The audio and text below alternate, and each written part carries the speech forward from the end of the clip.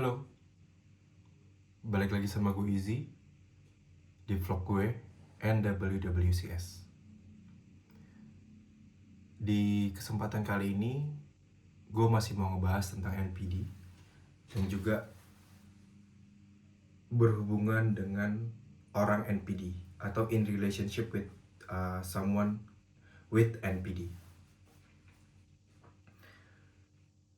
Setelah gue kemarin posting di episode sebelumnya mengenai mengenai permasalahan dengan NPD dan gimana dia memperlakukan victimnya, ternyata gue mendapatkan respon yang lumayan banyak sih, yang DM dan juga yang bercerita langsung ke gue. Seperti contohnya hari ini saja, gue udah mendapatkan 3 cerita langsung. Tapi mungkin gue gak akan share cerita mereka, tapi gue akan share cerita gue. Dan juga nanti akan ada tambahan atau sekelibat tentang cerita mereka juga. Salah satu yang benar-benar menyakitkan dari hubungan dengan orang yang punya NPD tinggi adalah guilt tripping. Jadi pertama itu fasenya adalah seperti yang gue jelasin kemarin juga, seseorang dengan NPD itu akan love bombing gila-gilaan. Tapi itu tidak bertahan lama.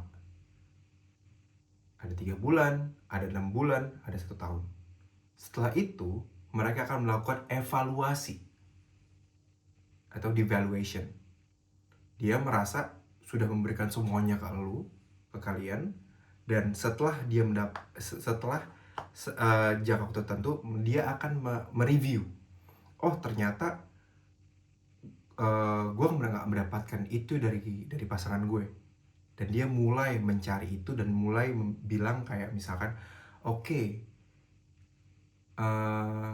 kamu tuh sebenarnya tidak seperti yang aku harapkan. Misalkan ada kekurangan A, tapi aku masih mau mencoba dengan kamu dan aku berharap kita bisa hubungan yang lebih serius lagi. Itu adalah devaluation setelah love bombing. Di situ dia mau menceritakan adalah ya gue ini gue ngerasa lo tuh bukan yang gue pengen, tapi sebenarnya gue pengen sama lo, cuman lo ada kekurangannya, yuk kita kerjain bareng-bareng. Dia akan seperti itu, dan itu akan membuat pasangan dari NPD itu menjadi kayak, oh iya ya, gue kurang di mata dia nih, kayaknya gue kurang berusaha banget di hubungan ini. Oke, gue akan ngelakuin apapun dan gue akan mikirin bagaimana cara membuat dia bahagia. Perasaan gue lupain. Nomor sekian. Yang penting pasangan gue happy. Yang penting pasangan gue senang dengan gue. Disitulah fase devaluation dari orang NPD yang membuat kita lupa akan diri kita sendiri. Setelah fase devaluasi selesai, dia akan ada yang namanya guilt tripping. Ini yang mau gue bahas berdasarkan pengalaman gue sendiri. Dan itu sakitnya sakit banget di guilt tripping. Dia tahu dia melakukan kesalahan, dan pasangannya tahu kalau dia itu salah. Sewaktu pasangannya bilang, kamu tuh salah karena kamu mengucapkan A misalkan, tapi seorang NPD itu akan defensif dan akan langsung bilang, oh enggak, aku nggak salah, kamu yang salah, kenapa nggak ngerti itu bisa jadi A. Terus apa kejadian oleh pasangannya? Karena pasangannya sudah melewati fase love bombing dan devaluation, pasangannya akan bilang kayak, oh iya ya, kayaknya salah ya. Tapi sebenarnya pasangannya tahu kalau misalkan tuh itu salah. Mungkin bisa kita bilang manipulatif. Iya, manipulatif benar. Tapi guilt tripping inilah yang membuat pasangannya NPD ini menjadi, ya udah deh, yang penting kamu happy. Ini pernah kejadian sama gue juga. Gue ngelakuin apapun buat orang ini, tapi gue tahu dia itu sebenarnya salah langkah. Tapi sewaktu gue konfront, dia akan marah balik ke gue dan akan membalikan perkataannya adalah, kamu tahu apa tentang aku? Kamu sudah mengenal aku lebih jauh? Sejauh apa? Kamu apakah sudah benar-benar mengerti aku sampai kamu bisa berbicara seperti itu? Wow. Padahal kita sendiri tahu kalau misalkan apa yang kita ucapkan itu benar dan kita tidak ada maksud menyerang. Tapi dia merasa it's all about me, dan itu menyerang balik ke kita dengan statement seperti itu, membuat kita, atau kita nggak usah ngomong kita deh, gue pada saat itu adalah, anjir, iya ya, gue seburuk itu ya. Oh iya, anjir, gue salah dong lo gitu. Jadi gue nggak pede habis itu. Dan gue selalu mempertanyakan, apakah benar yang gue lakukan, apakah yang gue bicarakan kepada pasangan itu bagus buat dia dan sudah kayak apa ya, kayak nge-please dia gitu. Jadi dia bisa nggak tersinggung atau gimana gitu. Tapi disinilah banyak yang akhirnya orang-orang yang tidak mempunyai mental health condition akhirnya jadi punya. Karena mereka berpikir apapun yang gue lakukan itu salah, apapun yang gue lakukan itu kurang. Padahal orang NPD inilah yang selalu berpikiran seperti itu. Harus jalan dengan apapun yang mereka pikirkan. Sakit banget. Dan ini cuma contoh salah satunya aja.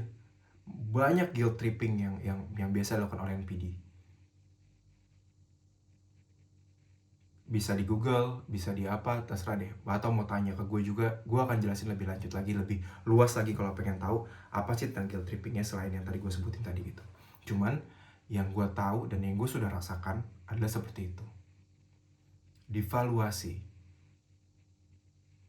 selalu disalahkan, selalu dianggap kecil.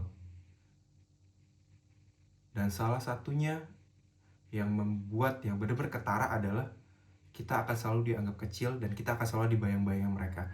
Kita akan selalu menganggap kalau misalkan orang NPD itu benar.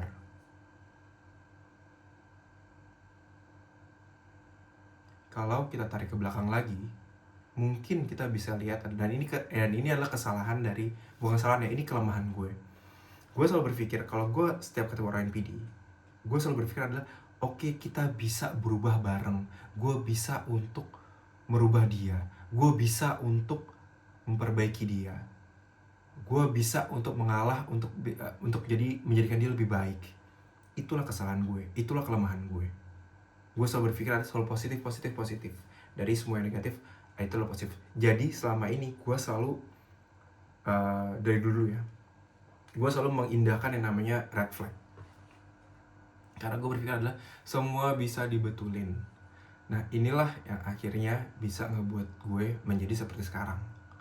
Dan gue yakin banget dari cerita-cerita yang hari ini gue terima, pas gue dig down lagi, ternyata seperti itu semuanya. Kita semua itu mempunyai satu kesamaan, adalah kita merasa semua itu bisa dibetulin. Padahal gak semua orang mau dibetulin, dan gak semua situasi bisa dibetulin. Itu apalagi berhubungan dengan NPD. Semakin kita kuat untuk mengubah mereka, disitulah semakin hancur kita, dan semakin juga kita merasa kecil. Dan satu yang bisa gue share ke kalian, yang sekarang dalam hubungan dengan NPD, atau baru selesai, atau sudah selesai dari masalah NPD ini, berhubungan NPD ya. Luka yang ditinggalkan oleh orang NPD itu bertahan lama. Itu bertahan selamanya. Dan gak akan bisa sembuh. That is sadly truth. Kita langsung terbayang terus.